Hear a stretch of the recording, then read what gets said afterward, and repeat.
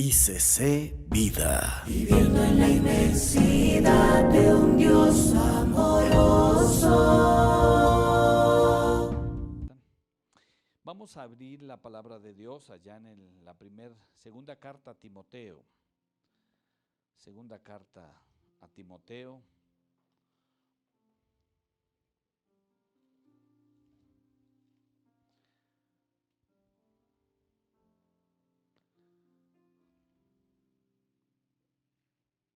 Esa carta fue escrita del apóstol Pablo estando en prisión y ya pronto para ser sacrificado.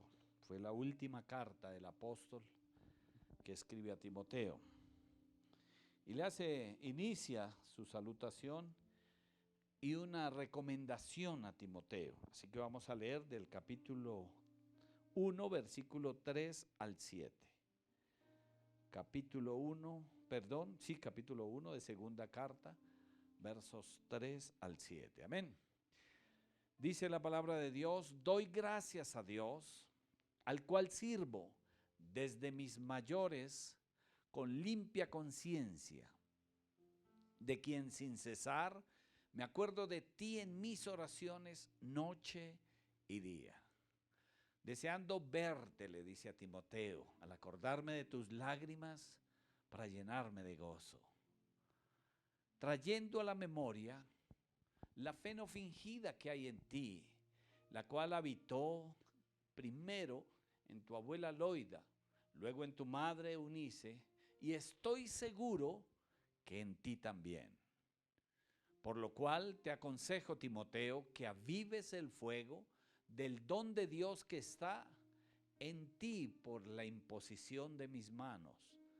Y verso 7 dice: porque no nos ha dado Dios espíritu de cobardía, sino de poder, de amor y de dominio propio.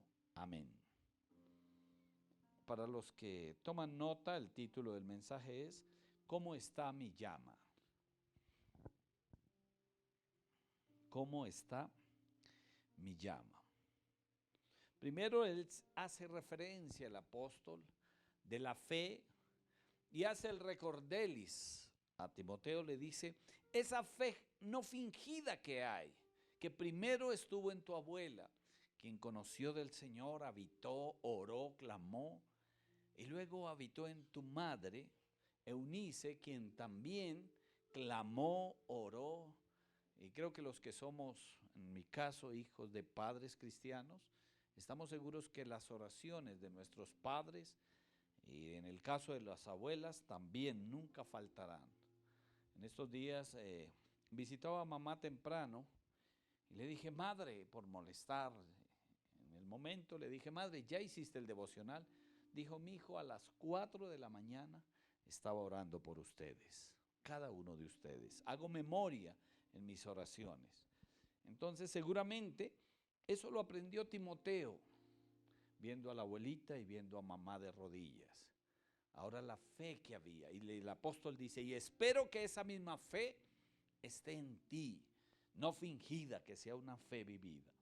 Pero me mueve como el texto, versículo 6, le dice: por lo cual te aconsejo que avives el fuego del don de Dios que está en ti por la imposición de mis manos. Verdaderamente el fuego no venía del apóstol Pablo, sino fue un momento de oración que motivó al apóstol a colocar las manos en la cabeza seguramente de Timoteo y a decirle: aviva ese fuego, recibe ese fuego, que sea la pasión en tu vida por predicar, anunciar. Y le dice: avives. Esa palabra avivar, y cuando se habla de fuego, de avivar, los abuelos y las personas antiguas le llamaban atizar, avivar. Una de las formas será acercando a manera que se consumía la leña. El avivar era acercarle el palo, el madero, para que cogiera más llama, porque el fuego tiende a bajarse y se acercaba. Otra de las formas de avivar, habían tenía un nombre, unos sopladeros que tenía un nombre, fuelle, gracias. Todavía hay gente que se acuerda de aquellas épocas. Fuelle, sí, el nombre correcto, fuelle, que eran unas sopladeras que hacían, algunos los hacían en hojas secas y soplaba la llama. Recuerde que una de las cosas que necesita el fuego para avivarse, uno es combustible, el otro es oxígeno y el tercero es calor. Son los tres elementos indispensables para que haya un buen fuego, una buena llama: combustible, oxígeno y calor. Y es lo que le enseñan a uno para que, faltándole uno de estos tres elementos, es fácil extinguir el fuego. Entonces el apóstol le dice: mira, cerciórate de avivar ese fuego, dale con tu fuelle espiritual, acércale la madera, permite que el calor que hay en ese fuego no se apague, no se opaque.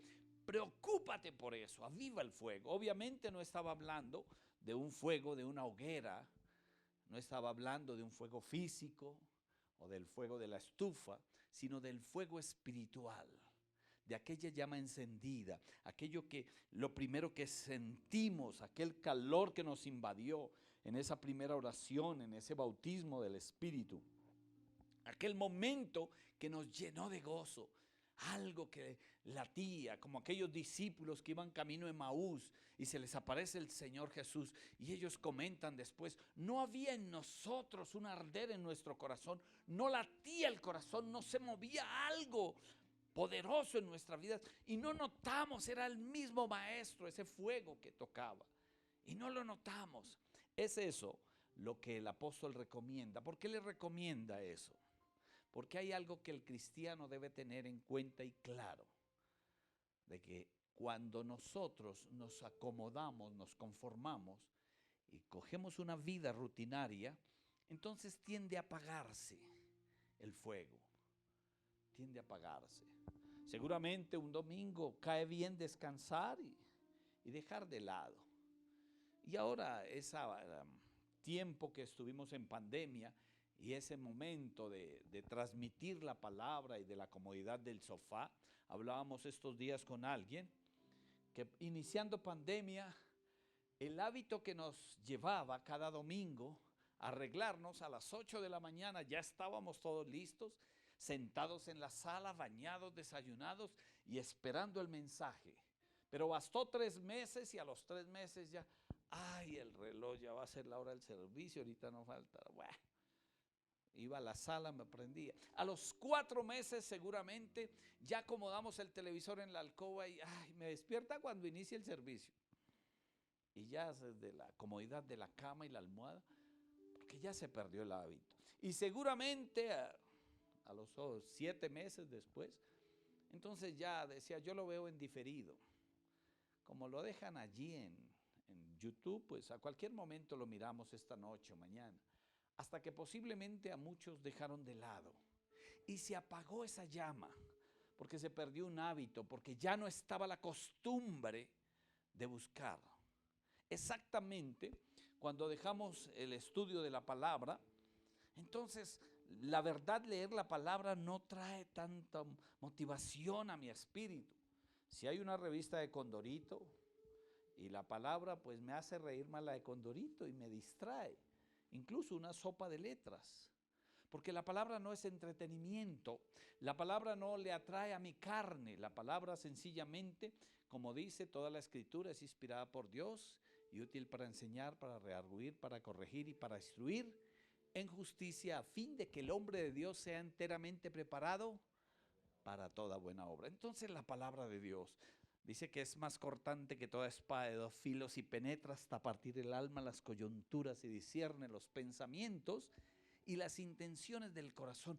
Esa es la palabra. Por eso a mi carne no le gustará. Porque seguramente cada vez que yo hablo la palabra, y ahora me estoy enredando, seguramente traerá a mi vida confrontación.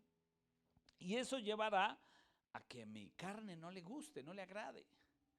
Por eso no es un libro que humanamente me apetezca leer. De hecho, el entendimiento se entenebrece y como es una Reina Valera, una versión que fue traducida mas no interpretada, pues a veces leemos y no encontramos mucho. Aconsejo siempre que para que usted pueda entender la palabra, de pronto al lado de esta versión, o que buscara una versión como la PDT, lenguaje actual, que es más entendible y se te va a convertir más fascinante leer la palabra de Dios, porque va a ser más esmenuzada. Pero aviva tu fuego, pero no deje que esa pereza espiritual y que ese opacar del fuego se opaque, se acabe. ¿Cuándo debe avivarse y cuándo debe estar prendido el fuego? El Señor lo mandó a Moisés, aunque fue literalmente allá en Levítico capítulo 6, verso 12.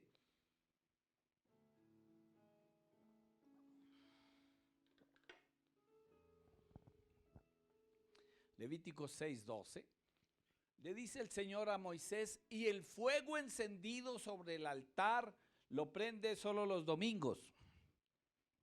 ¿Sí? No se apagará, sino que el sacerdote pondrá en él leña. ¿Cuándo? Cada mañana, y acomodará el holocausto sobre él y quemará sobre él las gusanas. Cada mañana. Estaba hablando del altar del sacrificio. Y exactamente el altar del incienso debía permanecer también encendido. Era el trabajo del sacerdote cada mañana ir a encender el altar, mantenerlo prendido. Yo recuerdo que cuando nosotros recién conocimos del Señor, fue tan agradable y fue tan agradecido por las cosas que vimos. Yo les he contado el testimonio de ver que papá era un hombre que estaba hundido en el trago, no lo veíamos en casa, por lo tanto, pues cuando llegaba borracho, siempre agredía a mi madre, a nosotros, y no era grato esperar a papá. Siempre le tuve fue temor a mi papá, más que respeto, miedo. Así que en mi infancia yo no recuerdo que me alegrara por ver a mi papá, sino me daba miedo. Y si me encontraba en la calle, mucho más, porque no era, veía a papá y no salía a correr a sus brazos, sino salía a meterme debajo de la cama. Eso conllevó a que no pudiera amar a papá y no tuviese buenos recuerdos. Pero cuando conocimos a Jesús, año 77, las cosas cambiaron. Y el ver un padre nuevo, el ver que ya llegaba sonriente, ya no llegaba gritando, ya no peleaba con nosotros, sino que nos llamaba cuando nos veía. ¡Hola, hijo! Contrario a lo que sucedía antes, cuando me, ¿qué hace afuera? Usted parece un gamín. Eran las palabras, cambió eso. Ahora me alegraba. Eso llevó a que hasta mis oraciones por los alimentos fueran agradecidas. Así que cada momento que me podía dirigir al Señor, lo hacía con agrado. Entonces se podrán imaginar una oración del desayuno. Señor, y gracias por cambiar a papá. Gracias, Señor, por darme un papá nuevo. Gracias por... Y recordaba. Y a veces molesto a mi esposa porque cuando en casa vamos a orar por el desayuno, entonces nos sentamos todos, está todo servido y empieza amor a orar. Se acuerda de los niños de África, de los niños del incendio de allí, se acuerda.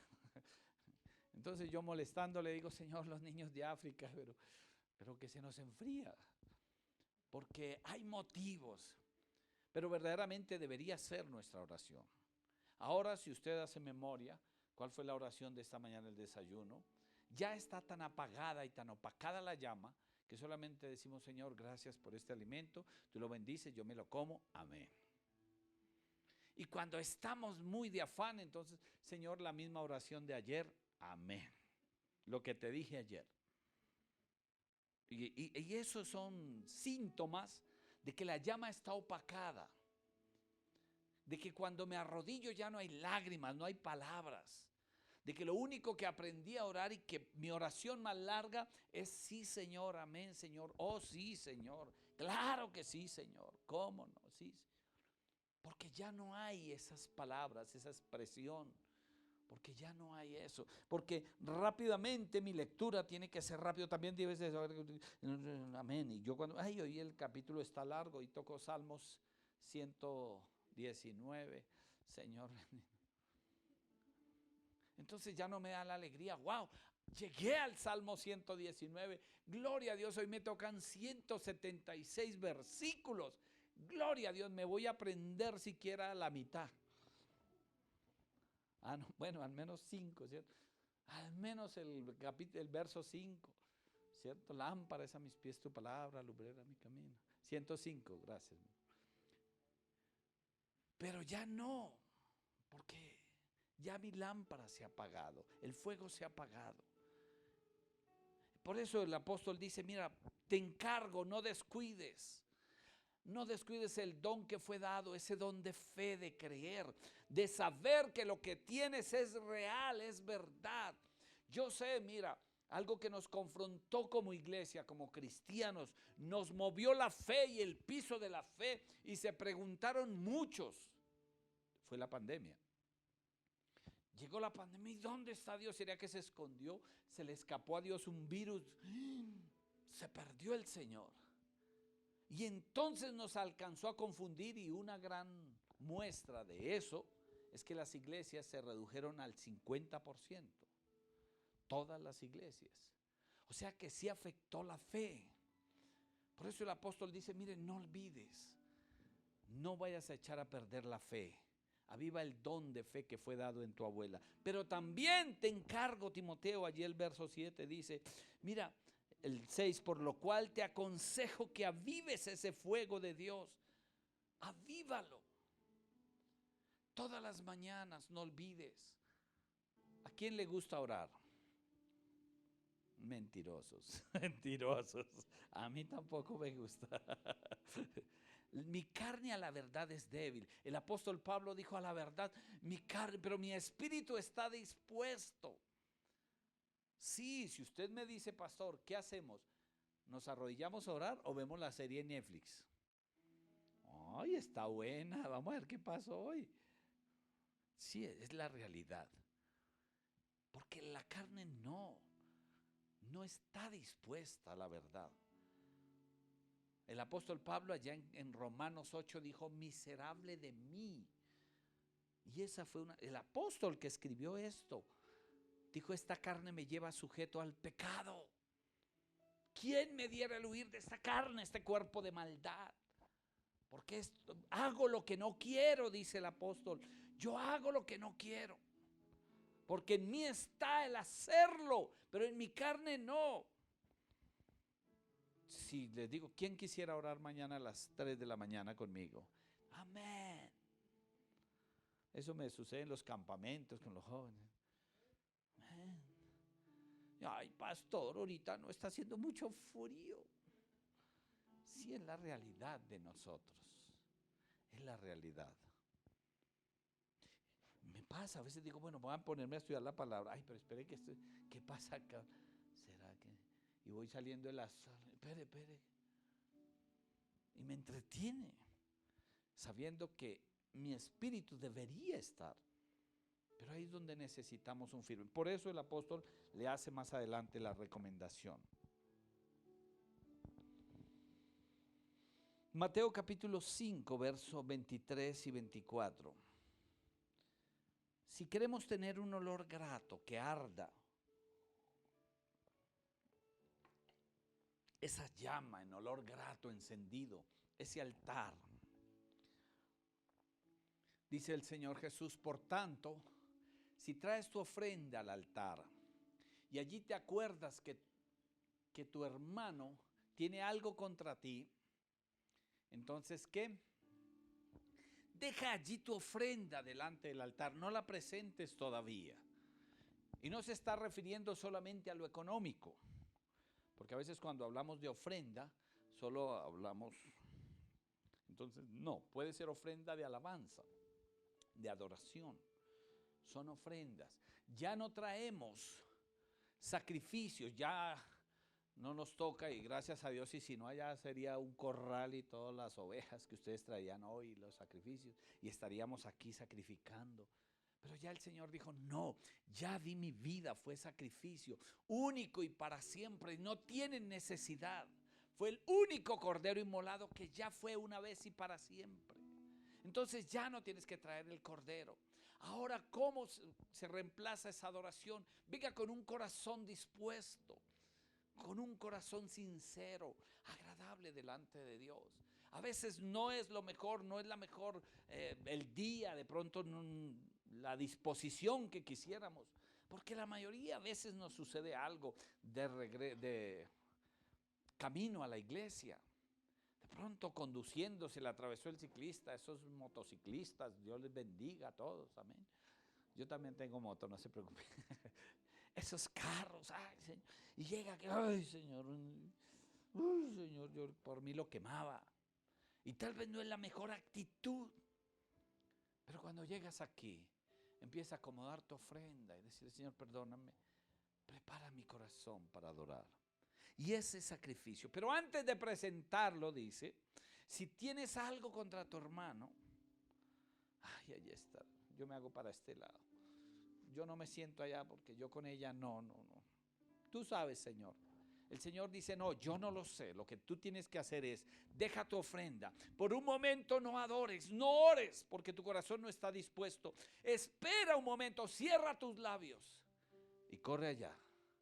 Anda y reconcíliate primero. Y no lo estoy hablando de aquí para allá. Yo he tenido que hacerlo. Aquí hay líderes, hay personas que hemos hablado, hemos arreglado diferencias donde nos hemos tenido que sentar y decir, mira, pasó esto, arreglemos. Estos días recordábamos con una familia que nos involucraron en un tema difícil y ya nos reíamos y qué bueno que pudimos sacar y perdonar. No hay nada más grato que mirarla a los ojos al hermano y decirle, te extrañaba, te amo, qué bueno que estés aquí. Y ahí sí, cuando ya puedo mirarle, recoge tu ofrenda y dile, Señor, ahora sí, vengo a adorarte, vengo a decirte que te amo. Porque ya no habrá el acusador, que es el enemigo, que te irá a decir, pero ¿qué hablas? ¿Qué dices? ¿Para qué pronuncias palabra? ¿Cómo hablas de amor? Si ahí al lado no lo puedes ni mirar, no puedes ni abrazarlo. Deja a un lado tu ofrenda y arregla primero las cosas con tu hermano y luego ven y presenta tu ofrenda para que pueda arder ese fuego, para que tu llama pueda ser verdaderamente. Si no será como el pábilo que humeare nomás. Hay algo del Espíritu de Dios, pero ya que se apaga. Primera de Pedro 3:7. El apóstol también habla referente incluso a la esposa.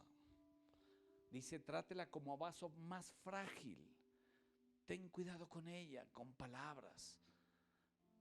Y una de las razones es, dice, vosotros maridos, esposos, igualmente vivid con ellas sabiamente.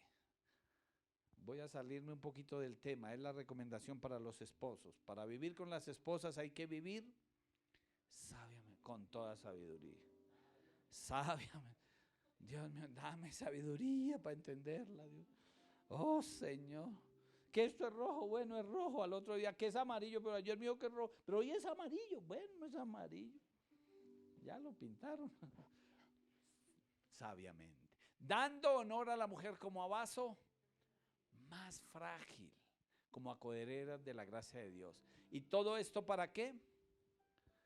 Para que vuestras oraciones no tengan estorbo. O sea que si hay algo con mi esposa, puede incurrir en que mi oración tenga estorbo, claro. Claro. El Señor no mira a dos. Dice, por tanto dejará el hombre a padre y madre y se unirá a su mujer y los dos serán una sola carne. Por allá en Malaquías capítulo 3, verso 14, creo que dice para que tengas cuidado con la mujer de tu pacto. Así que no traigas ofrenda, primero arregla con la mujer de tu pacto, la mujer de tu matrimonio. Dice, habéis dicho, por demás es servir a Dios. ¿Qué aprovecha? ¿Qué guardamos? Que guardemos su ley, que andemos afligidos en presencia de Jehová de los ejércitos. Verso 15. Decimos pues ahora, bienaventurados Espérate, corrijo si es pero si no es 14, es 24, dijo. Ya te doy la cita exacta para que podamos leer esa. Malaquías,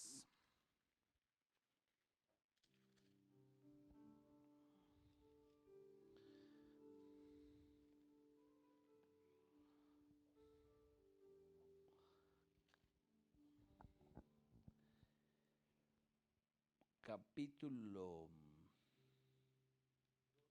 2:14. Gracias. Se me corrió un capítulo. Ah, sí. Era 2:14, dije 3:14, un capítulo. 2:14 dice: mas diréis, ¿por qué?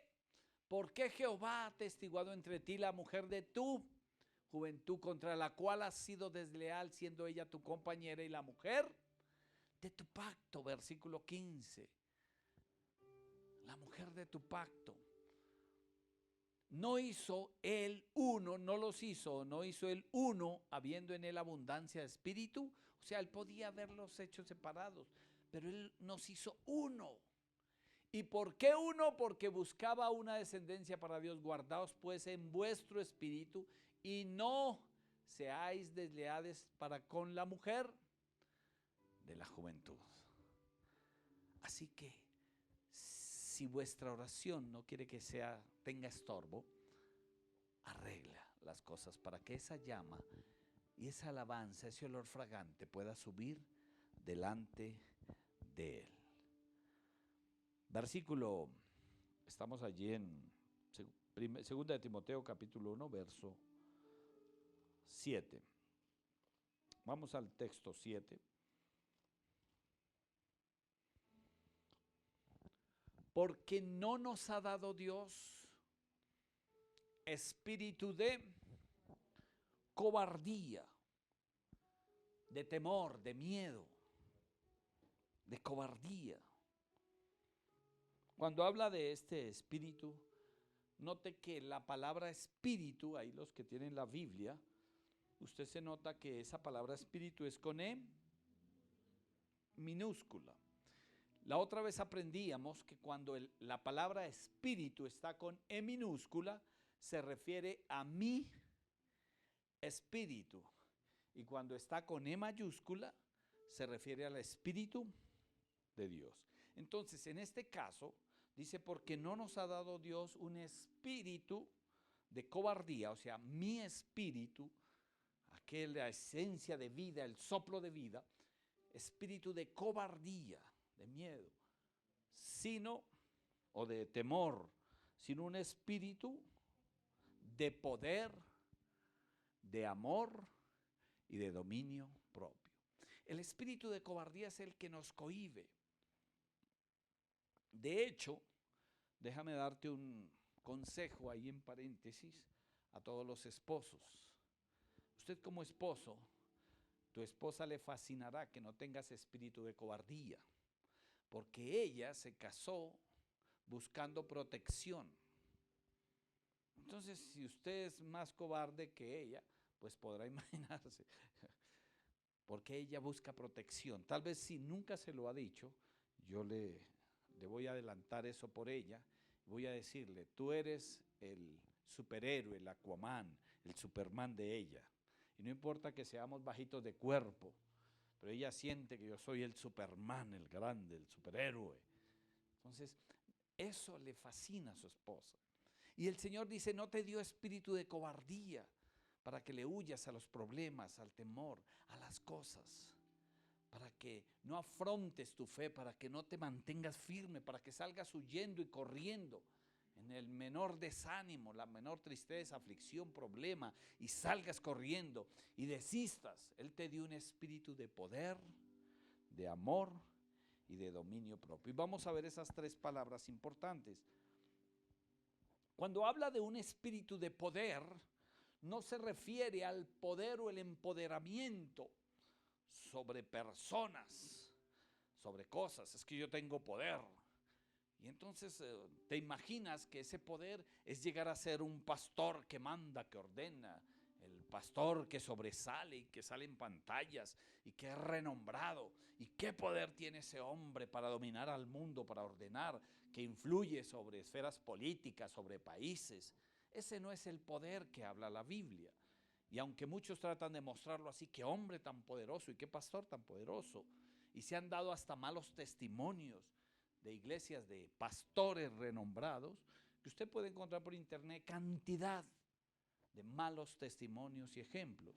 Usted busca una iglesia X, Luz del Mundo, y un imperio inmenso en México que lograron tener, y el poder que llegaron a ganar, pero ese poder que no es el poder que habla la Biblia.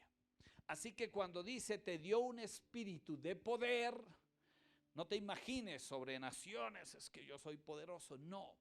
¿Poder para qué? Entonces, cuando vamos allá en Hechos 1:8, que es la promesa del Espíritu Santo, pero recibiréis poder cuando haya venido sobre vosotros el Espíritu Santo. Y ahí sigue para qué. Y me seréis testigos en Jerusalén, en Judea, en Samaria y hasta lo último de la tierra. Entonces, para ser testigos es el poder. ¿Testigos de qué? Del amor y del poder de Dios, de la gracia, de la gloria de Dios. Bueno, los apóstoles recibieron ese poder. Fueron investidos de poder. No lo entendieron sino hasta cuando fueron a predicar y tuvieron que afrontar la persecución.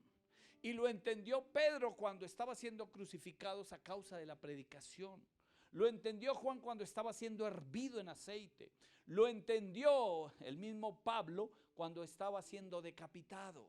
Lo entendió Jacobo cuando Herodes sacó y le mandó decapitar. Frente a la plaza hay Romanos, Hechos capítulo 12, verso 1, que es la muerte que se nombra de Jacobo. Y cada apóstol lo entendió, que ese poder era para mantenerse firme en su fe, en lo que el apóstol Pablo estaba encargándole a Timoteo. Esa fe no fingida, esa fe que no es de domingos, esa fe que no es la que me trae aquí un domingo a levantar manos y a decir aquí estoy porque le amo. Esa fe que tenía que ver en su casa, en su empresa, en una situación aún mundial del gobierno. ¿Qué si nos cerraran? Y no estamos lejos.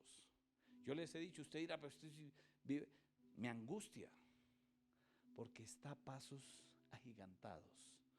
Si la iglesia no se mantiene en esa fe, ya no habrá que al pastor, posiblemente o no estaré aquí, estaré escondido o estaré en una cárcel o no sé dónde. Y si usted va a proferir la palabra y se va a mantener, va a necesitar ese poder. Va a tener que tener una fe no fingida para mantenerse. O la otra opción es renunciar y decir ya no soy, ya no sigo, ya no profiero, ya no alabo, ya no reconozco a Jesús como mi Señor, ya no tengo nada que ver con eso. Eso eran los aleluyas panderetos, pero gracias a Dios se acabaron. O va a decir sí, yo le conozco, Él es el Señor de mi vida, todavía le amo y le espero y le aguardo. Para cuando venga la situación y la aflicción, el dolor, para cuando venga la pérdida de un ser querido. Muchos despedimos o despidieron, porque gracias a Dios nuestra casa, bueno, familiares no tan cercanos, tíos, pero pandemia tocó despedir.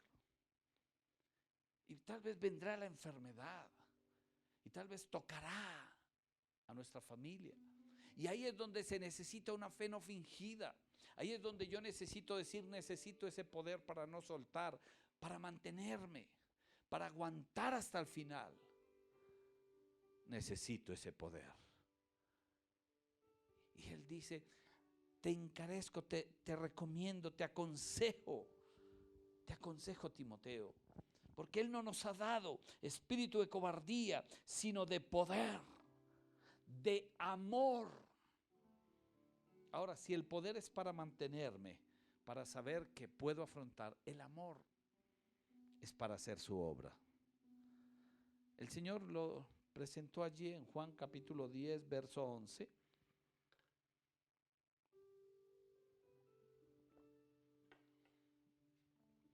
Yo soy el buen pastor, dice el Señor Jesús. El buen pastor. Y el buen pastor su vida da por las ovejas. Él nos encargó una comisión, dijo, por tanto, id y haced discípulos, prediquen. Pero prediquen la palabra, anuncien la palabra, digan que hay un Dios que vive, que es real, que la Biblia no se equivoca, que no es un libro de fábulas ni de cuentos, sino que es real y que existe ese Dios. Definitivamente, hay algo que la ciencia nunca, jamás, por más que avance, nunca podrá llegar, es reemplazar una parte del cuerpo humano. ¿Que hacen prótesis? Sí.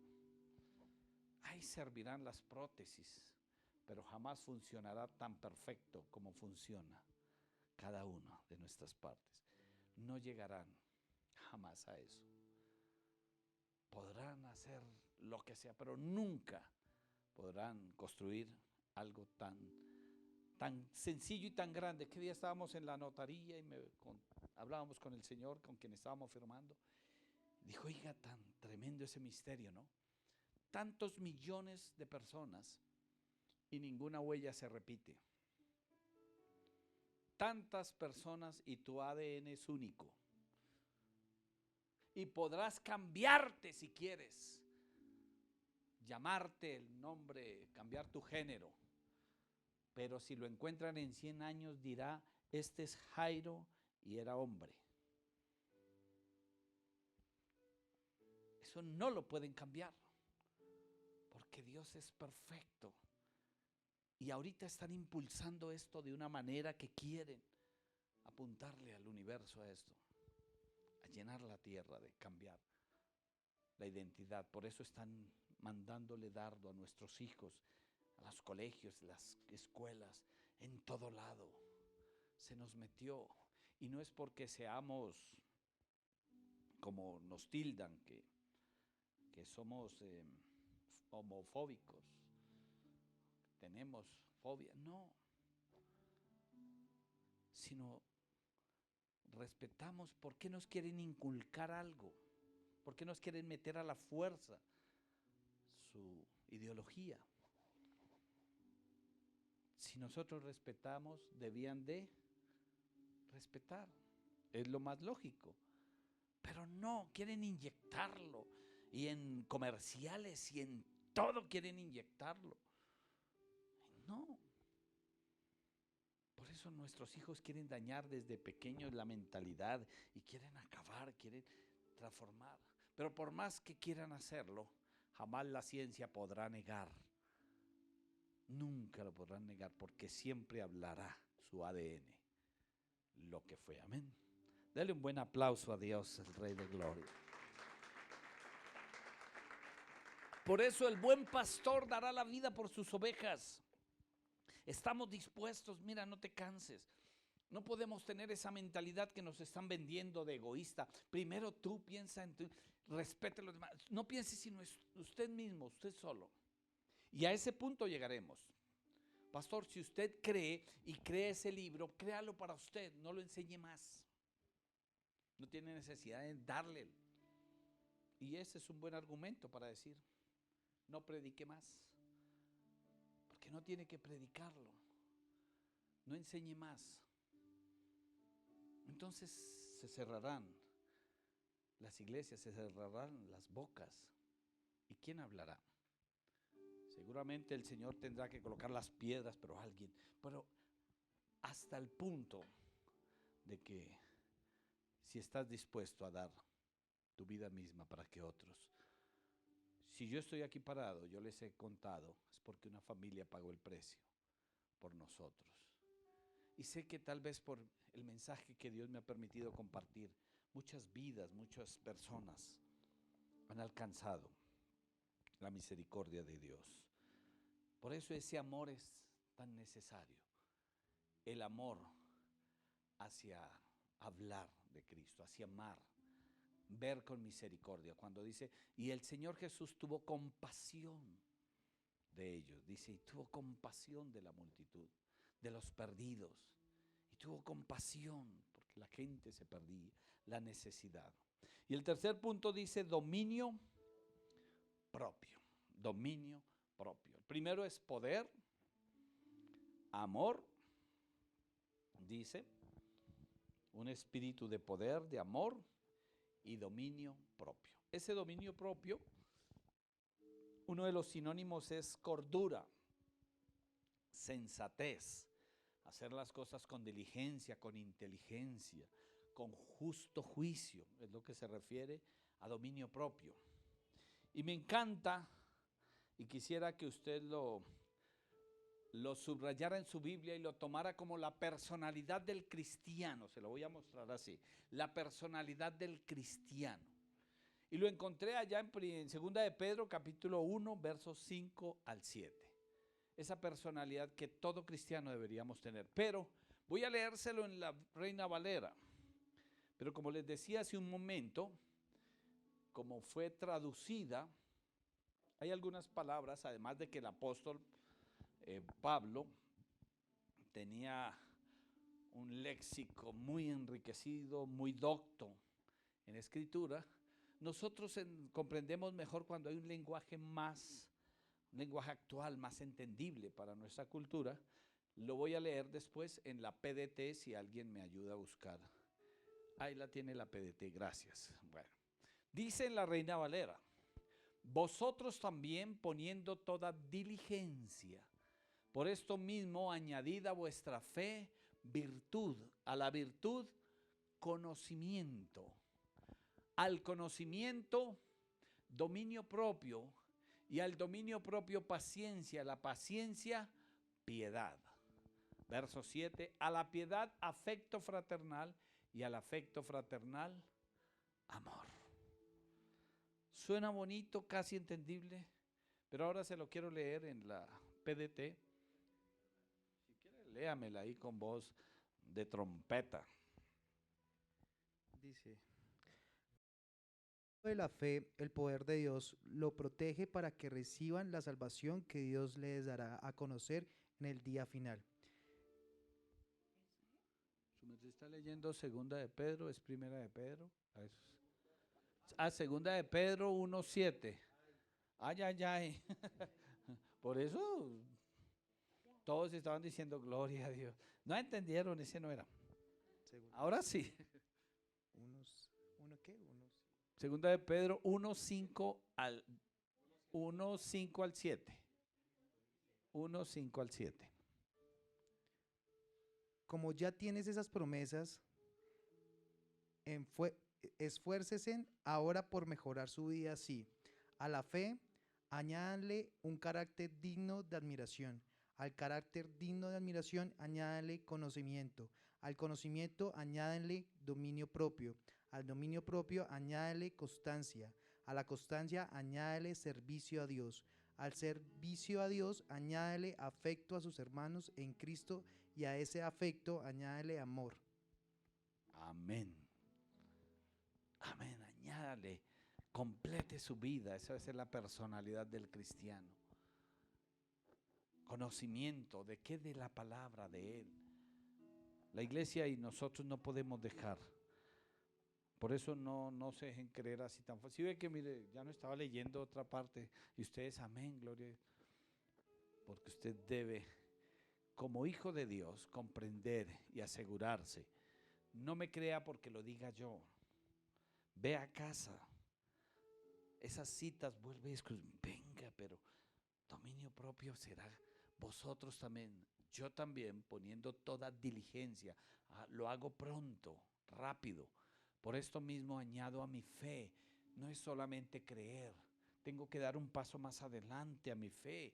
Entonces yo le añado virtud.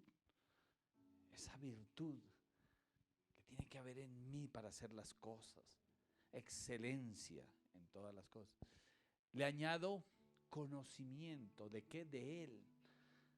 Porque nos quedamos solamente. Alguien nos dijo y nos contó la historia. Pero verdaderamente lo que me enseñaron es lo que la Biblia me dice, es lo que me enseña la Escritura, es lo que verdaderamente creo. Y cada una, al conocimiento, dominio propio. Ese dominio propio es que yo pueda gobernar mi cuerpo. Y hay cosas que uno puede decir sí o no. Es decisiones. Y nosotros, el Señor nos dio ese libre albedrío, la voluntad de decidir. Por eso Él nunca le va a escoger esposa. Entonces esa palabra está mal dicha. Señor, ¿es tu voluntad que me enamore de esta mona? Pues, Él lo hizo a usted con inteligencia y usted tiene un gusto. Si le gustan monas, ojiverdes, pues usted tiene la sabiduría de Dios para escogerla. Él no se va a meter a escoger su esposo o su esposa. Así que si está esperando la voluntad de Dios, póngase pilas porque se va a quedar solo. El que tiene que escoger es usted. Lo que tiene que mirar es que esa mona ame a Dios, que tenga el temor de Dios. Ya es un punto a favor, estamos hablando el mismo idioma, pero resulta que a ella le gusta consultar los muertos. Ya hay una diferencia grande. Le gusta más la hechicería que a Dios, entonces va a tener problemas. Mas sin embargo, Él es tan bueno y tan amoroso que tú dices, Señor, es que me quiero casar con ella. Él dice, bueno, pero dijo un amigo, va a llevar de la rume, porque le va a costar hacerle entender a ella, no que no se pueda, sino que le va a costar hacerle entender que el Dios del cielo es este. Y va a tocar pagar un precio, que fuera más fácil que la mona primero le enseñara el amor de Dios. Amén. Pero no me quedo allí, ese es dominio propio. Termino con esta. En Juan capítulo 5, verso 35, una de las características del apóstol, del profeta Juan el Bautista, que si lo escribe Juan, era porque se veía así, dice, era como ¿qué? Como una antorcha. Y no era porque el Juancho, sí, aunque la ropa no le ayudaba, porque Juan el Bautista dice que vestía con pieles de camello, barbado, todo mechudo, loco, gritando en el desierto, arrepentidos, porque un loco, mano. El hombre tenía una pinta de loco que no podía. Pero lo veían como una antorcha que ardía y alumbraba, porque lo que decía, lo que predicaba, lo vivía, y era tanto que era intachable. Lo que hablaba, lo hablaba con autoridad. ¿Y qué es hablar con autoridad? No que gritara, no que hablara fuerte, porque a veces decimos, hermano, tenga autoridad con sus hijos. ¡Yugo! Vaya, eso no es autoridad, eso es un gritón. Autoridad es que mi hijo sabe que si yo le digo, hijo, por ejemplo, mis hijas, hija, lava la loza. Está desde mediodía, yo la quiero ver lavada. Y estoy diciéndole con autoridad. ¿Por qué le estoy diciendo con autoridad? Porque papá lo han visto que lava la loza. Porque arregla cocina y cuando la arregla la deja bien. Entonces papá tiene autoridad. Y por eso a Juan lo veían con autoridad como antorcha. Porque cuando predicaba y decían, tienen que vivir en santidad, nadie podía mirar a Juan a los ojos y a decirle, no, él es pecador, yo lo vi allí pecando. No, decían, definitivamente este hombre se ha guardado desde su juventud, su niñez. Tiene toda autoridad. ¿Quién le va a decir esto? Tiene autoridad para decir lo que dice, porque lo vive. Por eso la palabra dice, y Jesús hablaba como quien tiene autoridad, porque cuando Jesús se paraba con los fariseos y decían, tienen que cumplir la ley, amar a sus padres, veían a Jesús que era intachable, guardar los mandamientos de Dios, veían que Jesús los guardó toda su vida, que se portó digno y no podían refutarle. Eso es tener autoridad. Por eso Juan era una antorcha, lo veían. Y decían, su testimonio habla, ardía, qué bueno. Y mire lo que hacían. Y quisiste regocijaros por un tiempo en su luz. ¿Qué regocijar? Venga para acá, mi flaco. ¿Qué regocijarse en la luz? Le voy a decir qué regocijarse en la luz. ¿Sabe qué regocijarse en la luz? Nosotros jugamos harto fútbol y somos campeones, ¿sí o no, flaco? Somos Bicampeones. bicampeones de microfútbol. Me estoy refugiando en la luz porque el que juega es Él. Pero aquí soy, ¿me hago entender? Sí, aquí solo. Soy campeón de fútbol. Usted es una guadaña, mano, jugando. Es el loco, no hace una jugada. Porque es la realidad. No fui dado para el fútbol. Pero cuando me hago al lado de Johitan, que sé que juega, entonces yo digo, que nosotros somos campeones. Tenemos bicampeones, bicampeones de fútbol. Tenemos como ¿cuántos trofeos? Ya se nos perdió la cuenta. Ya tenemos hartos trofeos. Me estoy refugiando en su luz. Gracias, Johitan. Porque el que juega es Él. Y los trofeos son de Él. Y el que ha ganado es Él. Y el que ha hecho los goles es Él. Cuando me refugio en su luz soy un colunchao. Por eso muchos se regocijaron en su luz, se alegraban en su luz. ¡Ay, estamos con Juan! ¿Y dónde están los que se regocijaban? ¿Y dónde están los que decían, este hombre predica la verdad? Eso es testimonio. Gloria a Dios por Juan. ¡Qué bueno que alguien predica la verdad! No está aquí para que usted se refugie en otro. Vívalo, predíquelo, háblelo, pero que sea por ti. Juegue el partido. Dios no te mandó a estar en la luz de otro. Cuando Él llame a cuentas en el juicio, no va a decir, venga el equipo de Johan, sino, venga Johan. ¿Cómo le fue en su partido? ¿Cuántos goles hizo el enemigo? ¿Cómo se mantuvo? Ahora venga Jairo. Señor, yo jugaba con Johan. O sea, no hizo nada. No jugó. Que tu antorcha alumbre sola. ¿Cuántos goles ha hecho? ¿Cómo ha sido tu partido? ¿Qué jugada le está haciendo al enemigo? ¿Qué amagues ha sacado? ¿Cómo estás atacando? ¿Cómo estás entrenándote? ¿Cómo está tu preparamiento espiritual? ¿Cómo está tu calentamiento para ir por los trofeos? Por la de oro espiritual. Ese fuego, esa antorcha, eso se habla claro. Era Juan, la antorcha que ardía. ¿Cuántos discípulos tenía Juan? Sí.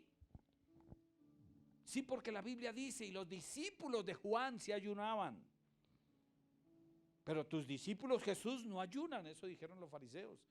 O sea que tenían discípulos. Entonces, ¿dónde están esos discípulos? ¿Por qué nunca alumbraron como Juancho? Porque se regocijaron en la luz de Juan. Se hicieron al lado de la antorcha de Juan. Y jugaron fue el partido de Juan. Iglesia, tenemos que empezar a alumbrar. Si una iglesia, imagínese, en el Pentecostés sucedió eso. La gloria de Dios descendió no sobre uno. La Biblia, allá en capítulo 1 de Hechos dice, como 120 en número. Y sobre todos vino el Espíritu Santo. Y salieron a predicar. Por eso usted encuentra que los discípulos salió cada uno. Y cada uno lo mataron en diferente lugar. A donde fue a predicar. Hasta de Matías, que no habla la Biblia. Matías terminó por allá en Arabia, donde fue muerto a espada, predicando la palabra, porque su antorcha alumbró. Así que, perdóneme lo que le voy a decir, pero usted no puede estar refugiado en la antorcha del pastor o de su líder. Empiece a alumbrar, que usted alumbra su fuego propio. Amén. Ponte en pie. Y termino leyéndoles Jeremías 20, si me regala allí la cita, Jeremías 20, 9 y 10. Mientras vamos a adorarte quiero. Escribe Jeremías esto. Por un momento Jeremías sintió el fuego de Dios, pero llegó el momento en que dijo, yo no quiero predicar más. Este pueblo es muy duro. No obedece, no ha entendido. Este pueblo no camina, no copia, como dirían los muchachos hoy en día, no. Yo voy a dejar de lado y no voy a hablar más.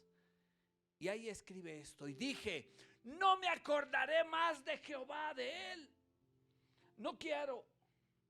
Ni hablaré más en su nombre. No quiero. No obstante, dice, había en mi corazón como un fuego ardiente, algo que se movía, me quemaba, algo en mí, metido en mis huesos. Y traté de aguantármelo, de decir yo puedo, yo sé que esto se me va a quitar y no voy a hablar más. Yo sé que esto es solo momento en la iglesia, es solo porque vine, pero me lo voy a aguantar. Yo sé que no. Eso dijo Jeremías y no pude aguantarlo.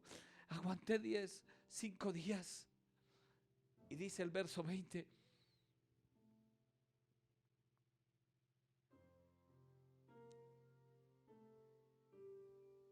el verso 7, por favor, colócame. Me sedujiste, oh Jehová, me sedujiste. Y fui seducido. Yo traté, Señor, pero tu amor llegó, me tocó, tu espíritu me movió. Y una vez me movió, fuiste más fuerte que yo. Y dije, otra vez caí rendido a tus pies, otra vez lloré en tu presencia, otra vez mi fuego y mi llama se encendió. Y me venciste. Y aquí estoy. Se burlan de mí, pero otra vez estoy acá. No pude aguantarme. Yo te digo, ese es el Señor. Una vez que te llama, una vez que te habla el corazón, una vez que conquista tu ser, tratarás de decir son cuentos, fábulas, es mi imaginación, es algo en mi corazón, pero no podrá, porque esto es real. El Dios que te estoy hablando es el Dios que toca el corazón, que transforma, que cambia y que conquista.